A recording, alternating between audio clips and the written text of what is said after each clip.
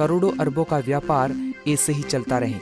दोस्तों, इस षड्यंत्र में उन महान लोगों का भी हाथ है जो कैंसर का इलाज करते हैं, क्योंकि इन्हीं के द्वारा ही फार्मास्यूटिकल में बन रहा स्लो पॉइजन कैंसर से ग्रसित व्यक्तियों तक पहुंचता है और इनमें इनका बहुत बड़ा हाथ है। दोस्तों, आपको यह बात जल्द अपने जहन में उतार लेनी चाहिए कि कैंसर का इलाज है, मगर चाहा नहीं गया कि इसका इलाज हो। हमारा शरीर कई प्रकार की कोशिकाओं से मिलकर बना है। जब ये कोशिकाएं अनियंत्रित तौर पर बढ़ती हैं और पूरे शरीर में फैल जाती हैं, तब यह शरीर के बाकी हिस्सों को अपना काम करने में रुकावट बनती है, जिससे उन हिस्सों पर कोशिकाओं का गुच्छा, गांठ या ट्यूमर बन जाता है। इसी अवस्था को कैंसर कहते हैं। डॉक्टर इन अनियंत्रित होकर बड़ी हुई कोशिकाओं के गुच्छे या गांठ को हटाने के लिए कीमोथेरेपी, रेडियोथेरेपी और कोबाल्ट थेरेपी का इस्तेमाल करते हैं, ताकि कैंसर की कोशिकाओं को मार सके। इन थेरेपी से कैंसर की कोशिकाएं तो मर जाती हैं, परंतु साथ ही शरीर की बाकी अच्छी कोशिकाएं भी मर जाती हैं, जिससे शरीर की प्रतिरक्षक शक्ति, रेजिस्टेंस पावर, वो बिल्कुल खत्म हो जाती है। कीमोथेरेपी से व्यक्ति के शरीर के पूरे बाल उड़ जाते हैं और फिर धीरे धीरे समय निकालते निकालते रोगी मरता ही है, क्योंकि एक बार जब हमारे शरीर की कोशिकाएं मर जाती हैं तो उसे हमारा शरीर दोबारा नहीं बना सकता है। और ये बात कैंसर का इलाज करने वाले मसीहाओं को अच्छे से पता होती है। व्यक्ति कैंसर से नहीं मरता है, ध्यान दीजिए दोस्तों, बल्कि जो ट्रीटमेंट उसे दिया जाता है उससे उसकी मौत होती है। और ये बात स्वयं राजीव दीक्षित जी ने भी कही थी कि कैंसर से ज्यादा खतरनाक कैंसर का ट्रीटमेंट है। और ट्रीटमेंट क्या है वो हमने आपको बता दिया है। इतनी सारी दवाओं के बनने के बाद भी कैंसर जैसा रोग लाइलाज है। इसकी वजह सिर्फ यही है कि वह कभी चाहते ही नहीं कि कैंसर जैसा भयानक रोग कभी सही हो, इसलिए बेअसर दवाइयों का बनना जारी है।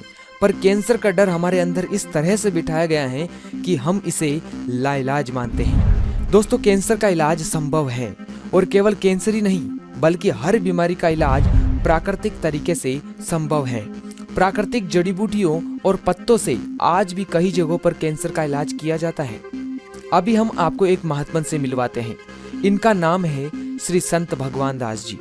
ये चित्तौड़गढ़ के चंदेरिया रोड पर बिरला सीमेंट वर्क्स की लेबर कॉलोनी में बाबा घाट के नाम से प्रसिद्ध आश्रम में रहते हैं, और वहां पर ये कैंसर से पीड़ित व्यक्तियों का इलाज करते हैं। इनका कहना है कि किसी भी बीमारी का इलाज प्राकृतिक तरीके से किया जा सकता है, और उन्होंने कई लोगों के असाध्य रोगों को ठीक करके इस बात को सिद्ध भी किया है।